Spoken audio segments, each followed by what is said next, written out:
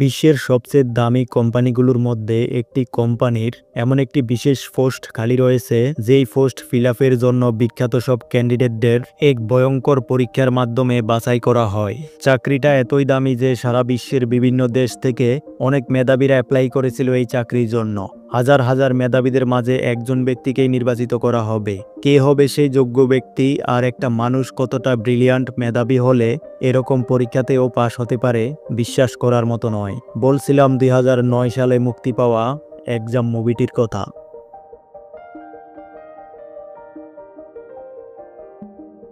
মুভির শুরুতেই দেখা যায় একটি কোম্পানির চাকরির পরীক্ষা দেওয়ার জন্য 8 জন ক্যান্ডিডেট উপস্থিত হয়েছে। কয়েক রাউন্ডের পরীক্ষায় শত শত মেধাবীদের পরাজয় করে তারা 8 জন আজকের এই ফাইনাল পরীক্ষা দেওয়ার জন্য নির্বাচিত হয়েছে। পরীক্ষা দেওয়ার জন্য সেই 8 জনকে বসতে দেওয়া হয় ছোট এবং অল্প আলোর একটি রুমে। ক্যান্ডিডেটরা কৌতূহল আর আতঙ্কিত হয়ে সবকিছু দেখতে দেখতে নিজেদের সিটে বসে পড়ে। পুরো রুমটি সিসিটিভি ক্যামেরা দ্বারা মনিটরিং করা হচ্ছে। ক্যান্ডিডেটরা একটু অবাক হয় যখন তারা দেখতে পায় একজন গার্ড এসে রুমে ঢুকছে এবং তার সাথে একটি মেশিন গানও রয়েছে। কিছু বুঝে ওঠার আগেই একজন কোট প্যান্ট পরা ভদ্রলোক এক্সাম হলে এসে উপস্থিত হয়, কিন্তু তিনি তার পরিচয় দেন না। শুধুমাত্র বলেন যে তিনি এই পরীক্ষার ইনভিজিলেটর, অর্থাৎ তিনি সেই ব্যক্তি যে পরীক্ষা কেন্দ্র নিয়ন্ত্রণ করবেন। সেই লোকটি ক্যান্ডিডেটদের বলেন নর্মাল পরীক্ষার সাথে আজকের এই পরীক্ষার তুলনা করলে চলবে না, কেননা আজকের এই পরীক্ষা দিতে হবে সম্পূর্ণ ভিন্ন নিয়মে। এরপর তিনি আরো বলেন এই পরীক্ষার জন্য ক্যান্ডিডেটদের 3টি নিয়ম অবশ্যই মানতে হবে। প্রথম নিয়ম, কোনো ক্যান্ডিডেট তার সাথে বা গার্ডের সাথে কোনো রকম কথা বলতে পারবে না। দ্বিতীয় নিয়ম হলো কেউ তাদের এক্সাম পেপার নষ্ট করতে পারবে না। 3 নম্বর নিয়ম, কেউ এই রুম থেকে এক্সাম চলাকালীন সময়ে বের হতে পারবে না। তিনি আরো বলেন যদি কোনো ক্যান্ডিডেট এই নিয়ম না মানে তাহলে সে ডিসকোয়ালিফাইড হয়ে যাবে। এরপর ইনভিজিলেটর বলেন এসব নিয়ম মেনে তাদেরকে শুধু একটি প্রশ্নেরই উত্তর দিতে হবে এবং তারা সময় পাবে 80 মিনিট। যেই ক্যান্ডিডেট উত্তর দিতে সফল হবে সেই পাবে চাকরিটি। সবকিছু বুঝিয়ে দেওয়ার পর ক্যান্ডিডেটদের কিছু জানার আছে কি না সেটার জন্য তিনি জিজ্ঞেস করেন এনি কোশ্চেন্স, কিন্তু কোনো ক্যান্ডিডেট কিছুই বলে না আর সেই ইনভিজিলেটর সেই রুম থেকে বের হয়ে যান। এবার ক্যান্ডিডেটদের অবাক হবার পালা। এক্সামের টাইম স্টার্ট হয়ে গেল, ঘড়ি চলতে শুরু করে। ওরা সবাই তাদের এক্সাম পেপার খুলে ভালোমতো এপিটোপিট দেখতে থাকে, কিন্তু আশ্চর্য ব্যাপার হলো সেখানে কোথাও কোনো প্রশ্ন লেখা নেই, শুধুমাত্র ক্যান্ডিডেটদের নাম্বার লেখা আছে। সবাই অবাক হয়ে একে অপরের দিকে তাকায়। যদি প্রশ্নই না জানা থাকে তাহলে তারা উত্তর লিখবে কিভাবে? সময় পার হতে দেখে ক্যান্ডিডেট 2 কিছু না ভেবে এক্সাম পেপারে লিখতে শুরু করে। সে তার নিজের মতো করে কিছু কথা লেখে। সে লিখে তার এই চাকরিটি পাওয়া উচিত, কারণ সে বিশ্বাস করে যে এই চাকরিটির জন্য সে যোগ্য। কিন্তু ঠিক তখনই গার্ড এসে ক্যান্ডিডেট 2কে এক্সাম কক্ষ থেকে বের করে দেয়। এই ঘটনায় বাকি ক্যান্ডিডেটরা বুঝে যায় নিয়ম ছিল এক্সাম পেপার নষ্ট করা যাবে না। যেহেতু ক্যান্ডিডেট 2 তার পেপারে ভুলভাল কথাবার্তা লিখে পেপারটা নষ্ট করে ফেলেছে, এজন্যই সে ডিসকোয়ালিফাইড হয়েছে। এসব দেখে সবাই নার্ভাস হয়ে পড়ে। হঠাৎ ক্যান্ডিডেট 5-এর মাথায় আসে যে এক্সামের নিয়ম হলো ইনভিজিলেটর বা গার্ডের সাথে কথা বলা যাবে না, কিন্তু তাদের নিজেদের মধ্যে কথা বলার জন্য নিষেধ করা হয়নি। তাই সে বাকিদের এই কথাটা বলে। বাকিরাও যখন দেখে কথা বললে গার্ড কিছুই করছে না, আর তখন তারা এক একজন এক এক রকম পরামর্শ দেওয়া শুরু করে। একমাত্র ক্যান্ডিডেট 1 কারো সাথেই কোনো কথা বলে না, সে নিজের সিটে চুপ করে বসে থাকে। ওরা একে অপরের সাথে আলোচনা করে বুঝতে পারে আসলে উত্তর নয়, প্রশ্ন খুঁজতে হবে। তাই তারা সিদ্ধান্ত নেয় সবাই একযোগে প্রশ্নটা খুঁজবে। ওরা ভাবে কোম্পানি হয়তো দেখতে চায় তারা টিম ওয়ার্ক কাজে কতটুকু এক্সপার্ট। এরপর ক্যান্ডিডেট 5 বলে নিজেদের নাম প্রকাশ করা যাবে না, তাই সে ডাকার জন্য সব ক্যান্ডিডেটদের নিকনেম রাখা শুরু করে। সে সবার স্কিন আর চুলের কালার অনুযায়ী নাম রাখে। একজন ডার্ক, উনি ব্রাউন, অন্যজন ব্লন্ড, সে ব্ল্যাক, আবার কারো নাম ব্রোনেট। ক্যান্ডিডেট 1 কোনো কথা না বলার জন্য তার নাম রাখে ডেফ, আর সে নিজের নাম রাখে হোয়াইট। হোয়াইট বলে তারা তাদের সিট থেকে উঠতে পারবে, কারণ নিয়মে কোথাও উঠতে নিষেধ করা হয়নি। টেস্ট করার জন্য সে উঠে দাঁড়ায়, কিন্তু গার্ড কিছুই বলে না। এতে সবাই বুঝে যায় তারা নিজেদের প্রয়োজনে এই রুমের যে কোনো জায়গায় উঠে যেতে পারবে। ব্রুনেট সবাইকে বলে হতে পারে এক্সামের প্রশ্নটা কোনো না কোনোভাবে এই পেপারে দেওয়া আছে, কিন্তু তারা সেটা খালি চোখে দেখতে পাচ্ছে না। তাই ব্রুনেট নিজের এক্সাম পেপারটা লাইটের কাছে গিয়ে ধরে, কিন্তু কোথাও কিছু লেখা দেখা যাচ্ছে না। সবাই তার কথা শুনে নিজেদের পেপারগুলো একে একে লাইটের কাছে গিয়ে চেক করতে থাকে, কিন্তু কেউই কিছু খুঁজে পায় না। অন্যদিকে ডেভ কিছুই করতেছিল না, তাই হোয়াইট নিজে তার পেপারটা নিয়ে চেক করে, কিন্তু সেটিও খালি। ব্ল্যাক বলে, এমনও তো হতে পারে যে পেপারে যা লেখা আছে সেটা নর্মাল লাইটে দেখা যাবে না।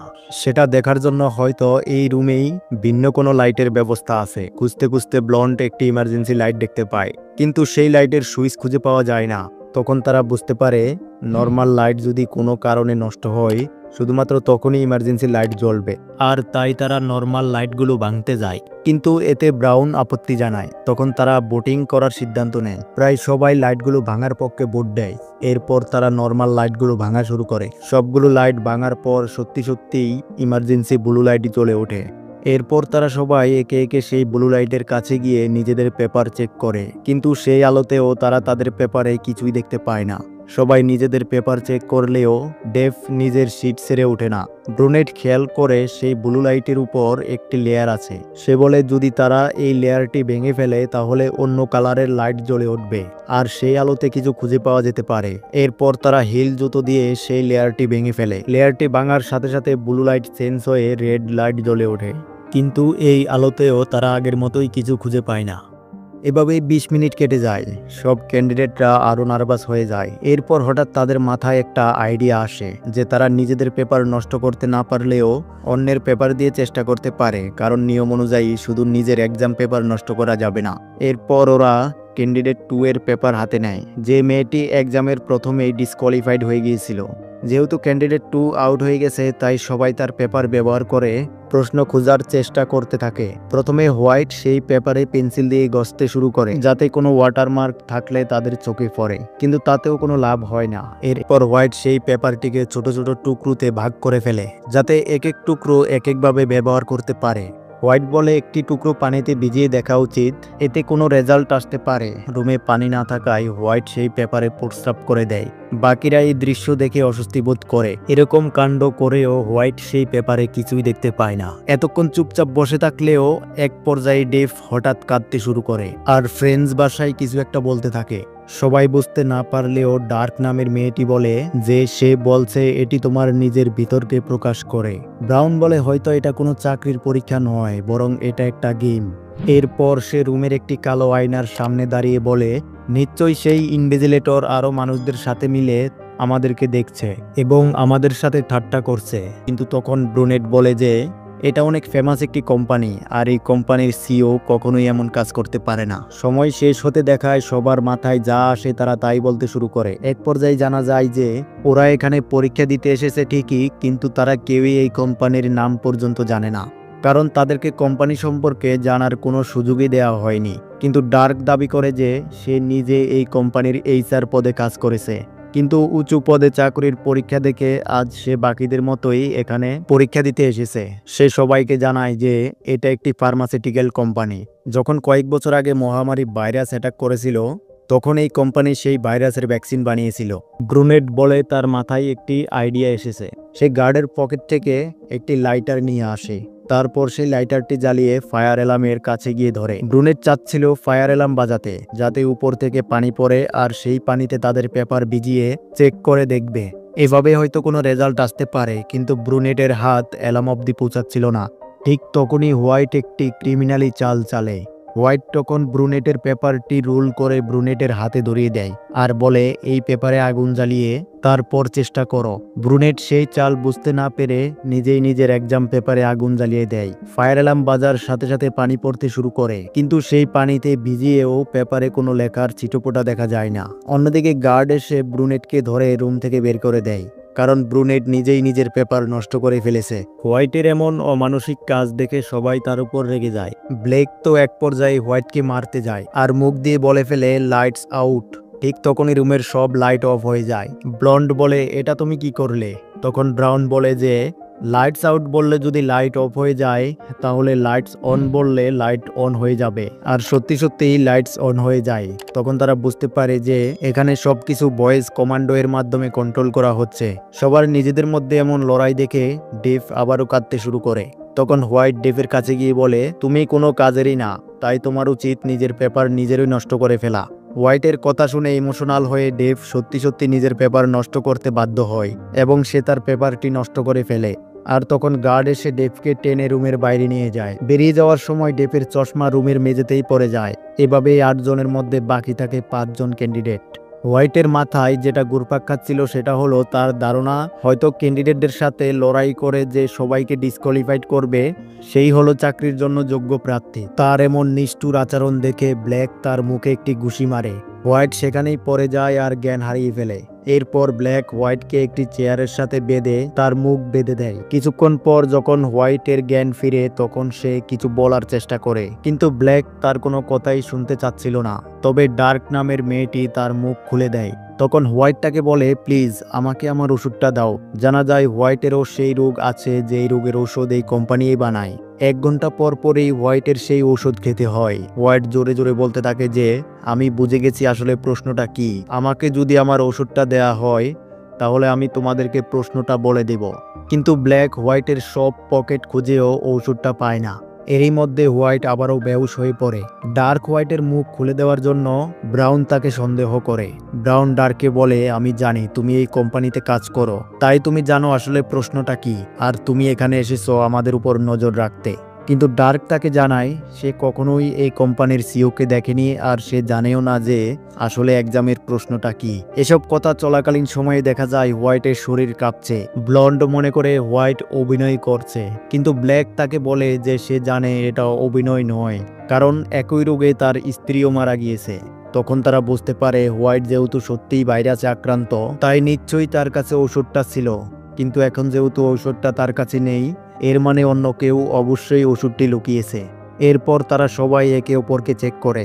সময়ও প্রায় শেষের দিকে, ঘড়িতে আর 15 মিনিট বাকি। ডার্কের হঠাৎ সন্দেহ হয় ব্রাউনের উপর, কেননা সে এতক্ষণ চুইংগাম চাবাচ্ছিল কিন্তু এখন তার মুখ খালি। ডার্ক ব্রাউনের ডেস্কের নিচে চেক করে দেখে চুইংগামের ভিতর সেই ওষুধটি লুকানো। ডার্ক যখন হোয়াইটকে সেই ওষুধ খাওয়াতে যায় তখন ব্রাউন তাকে ধাক্কা দেয় আর সেই ওষুধটি পড়ে যায় একটি ভেন্টিলেটরের মধ্যে।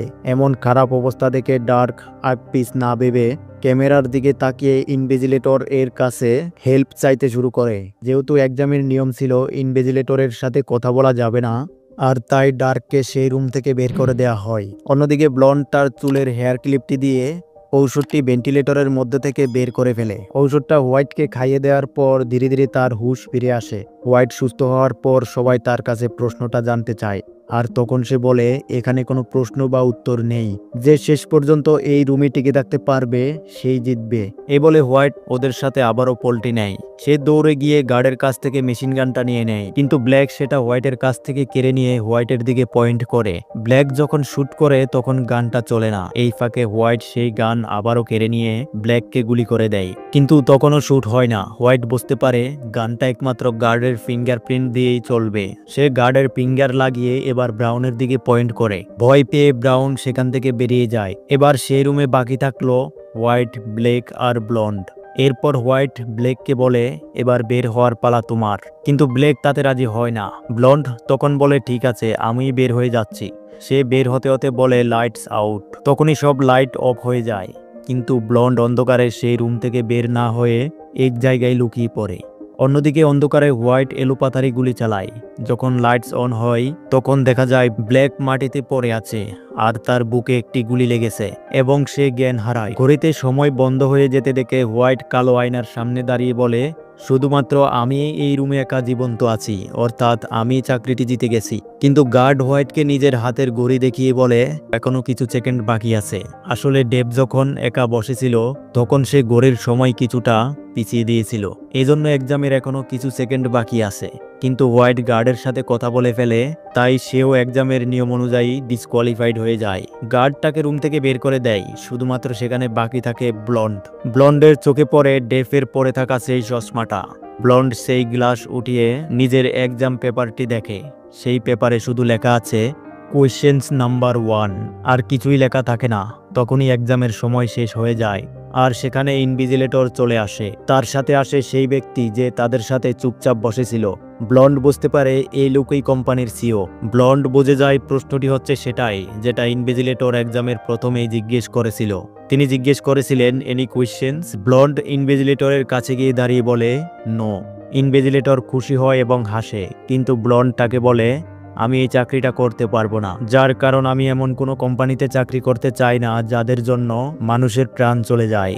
তখন ইনভিজিলেটর ব্ল্যাকের কাছে গিয়ে বলে সে মারা যায়নি, আর গানের ভিতর যেই বুলেটটা ছিল বরং সেটা ছিল একটা ক্যাপসুল যা মানুষের শরীরের নানান ধরনের অসুখ সারিয়ে দেয়।